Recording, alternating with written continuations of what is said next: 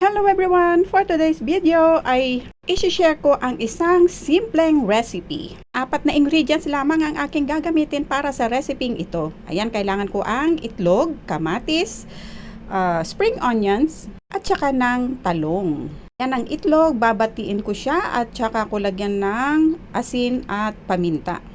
At ang ating eggplant naman ay atin siyang ipritong ganito. O hiwain muna tapos ipritong ganito. Yan. At kapag medyo luto na, akin nang ilagay ang spring onions. At pagkatapos ay ilagay ko na rin ang kanyang kamatis. Yan, lutuin ko lamang po siya sa mahinang apoy. Ayan, at pagkatapos ay halo ko na ng dahan-dahan ang kanyang itlog. At sa recipe kong ito ay hindi ko na siya hahaluin. Ganyan ko na lamang siya lutuin. At syempre, timplahan ko siya ng asin at saka paminta. Yan, lutuin ko lamang siya sa mahinang apoy ng mga 5 minuto.